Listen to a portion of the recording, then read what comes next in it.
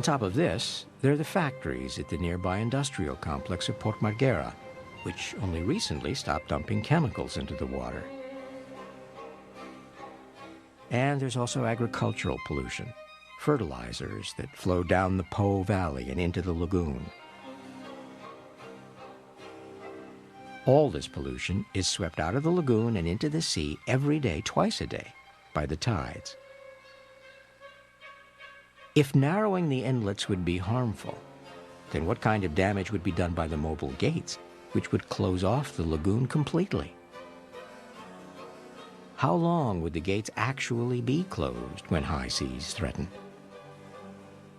Recently, nature provided the engineers with another opportunity to test their gates' performance, at least virtually. On November 6, 2000, tidal charts in Venice called for a modest high tide, just a few inches above the mean. Later that day, meteorologists forecast that a storm would push the tide 2.5 feet higher, which would cause some flooding. But the storm took a sudden turn for the worse, and by 9 p.m., the tide had risen to 4 feet, enough to flood 93% of the city. Afterwards, researchers created a computer simulation of the storm to see how effective the mobile gates might have been. The gates would have been shut for 9 hours, and the water level in the lagoon would have reached not more than 2 feet 3 inches. The engineers believed that once the gates were opened again, tidal flushing would soon clean out any built-up pollution. But what about repeated closures over the course of an entire season? What effect would these have on water quality? According to Pierre Vellinga, who was on a government panel which evaluated the gates, not much. Well, I'm a professor in environmental sciences myself, and we have taken the concerns of the green people very serious. But when we studied it, we came to the conclusion that the closure of the barrier, say 10, 20 times a year, has about the same effect as when you have lower tides in summer. The claim that these mobile gates would really be bad for the environment, we could not find any ground for. If the gates were in place today, they would probably be closed on average about 7 times a year.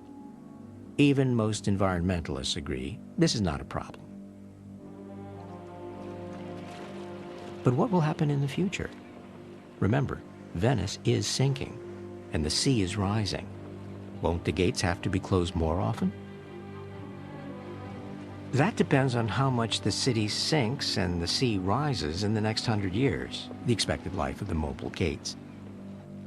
Figuring that out is tougher than it might seem, because in the middle of the last century, Venice started to sink at an unusually high speed. The problem was soon traced to Port Marghera, where factories were pumping large amounts of groundwater out from deep under the city.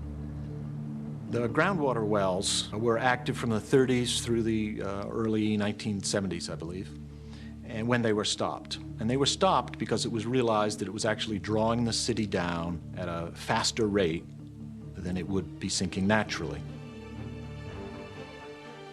The pumping was a catastrophe for Venice. In less than a century, the city lost about 9 inches against the sea. But when the pumping stopped, the sinking slowed down drastically. In the last couple of decades, Venice sank very little. No one knew how fast Venice would sink in the future, so the gate planners chose several possible scenarios. One scenario was very conservative, predicting that Venice would sink less than 2 inches in the next 100 years. Before long, this choice was coming under attack, and from an unlikely source. We found that the scenarios, the projections that they were using in these impact studies were completely wrong. There were fundamental flaws. Albert Ammerman is an archaeologist, not an engineer. But together with marine geologist Charles McLennan, he had uncovered controversial new evidence about the changing sea level of Venice. There was no motivation on our part to study or evaluate the mobile gates. No, our initial purpose was really to look at the archaeology. Inadvertently, we learned about sea level in the lagoon of Venice. By carefully measuring and dating the different levels of ancient buildings, the team tried to determine how fast the seas in Venice have been rising throughout her long history. The result of this was we could see the average rate of change was 5 inches per century. The team believed the gate planners had been too optimistic about Venice's rising sea level. And they began to question some of the planners' other conclusions, particularly their predictions about global warming. Global warming is a contentious issue, especially when it comes to its effect on sea level. Hollywood films have had a field day with the doomsday scenarios resulting from melted polar ice caps. English! Waterworld, starring Kevin Costner, depicts a future where dry earth is a hot commodity. Jerks! And Steven Spielberg's AI transforms Manhattan into a waterlogged ghost town.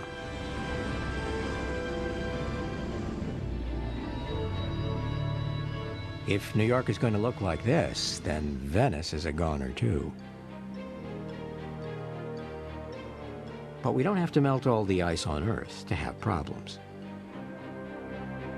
Even with a little bit of global warming, the oceans will expand. That's what water does when it's heated. And if the oceans get bigger, there's nowhere to go but up. But predicting how far up and how fast is extremely tricky. We sometimes think that the oceans are like one tub of water, and when it gets hotter, the water expands and rises. But if the climate changes, then also the wind changes and the storm surges change. So the water will be pushed up differently in different parts of the world. Official estimates for global sea level rise in the next 100 years are all over the map, from 4 inches to 3 feet. Exactly what's going to happen in Venice is anybody's guess. The gate planners estimated a probable rise of about 8 inches, meaning that the barriers would be closed just a few times a year. For this kind of sea level rise, it's probably necessary to close the gate approximately 12 times a year or 45 hours per year. The length of closure is very, very small compared to the time when tidal flushing can be effective. But gate critics think that these figures are too optimistic. If one accepts notions about global warming, what reasonable scientists around the world think will happen is that over the next 100 years, the midpoint range of what they think will happen is that there'll be an 18-inch rise. If that happens, then you're going to have aqua alta all the time, and then you're going to have an emergency situation. The problem that I see with the mobile gates in the Lagoon of Venice is that the closing may have to be too frequent and for too long duration each time. What we're talking about is in a bad year. Out in the later years, maybe after about 2060, 2070, you could have day after day, week after week, some days even 2 closings. Ammerman and McLennan fear that with so many closings, pollution inside the lagoon could build to dangerous levels. But what will pollution levels be like 60 years from now? Aerial surveys, along with sampling, have shown that water quality in the lagoon has improved somewhat over the last decade. And it would be nice to think that at some point in the next 60 years, Venice will build a sewage treatment facility. But if the worst-case scenarios for global warming come true, it won't matter how clean or dirty the water is. There will simply be too much of it. For some, this is reason enough not to build the gates.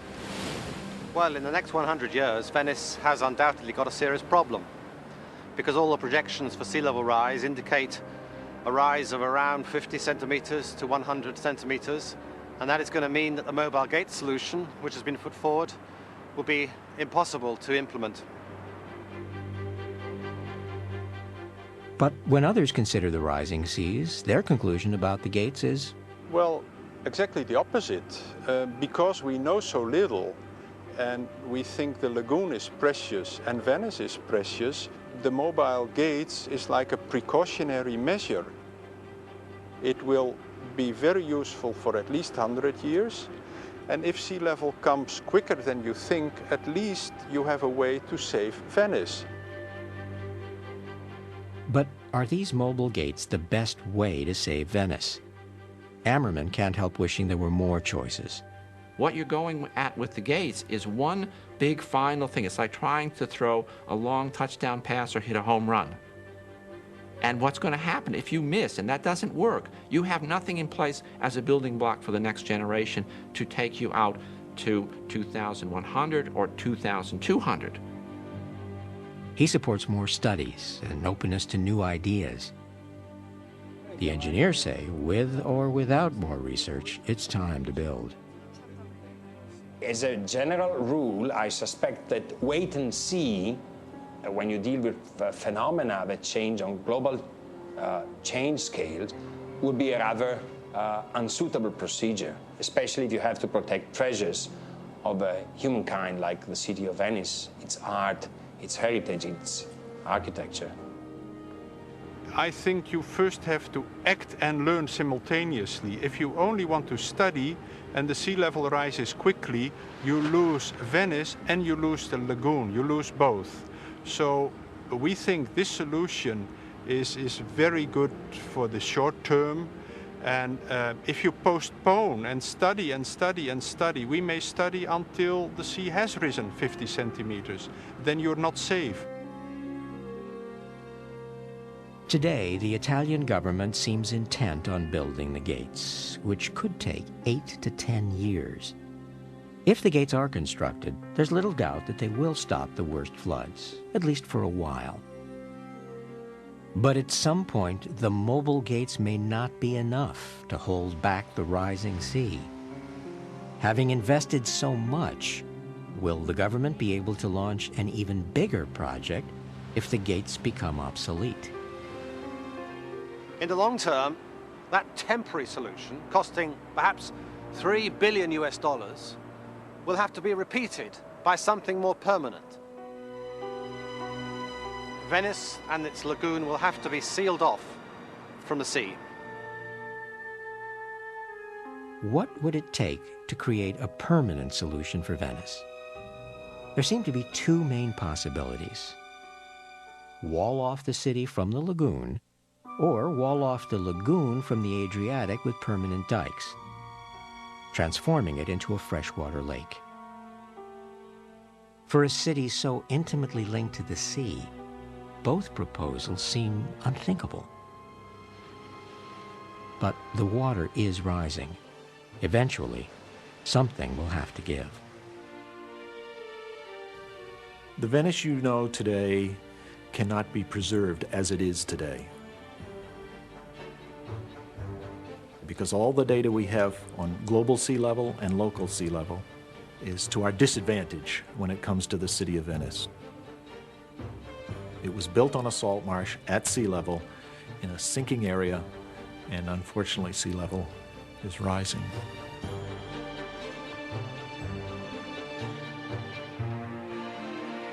For now, those who love Venice hold their breath,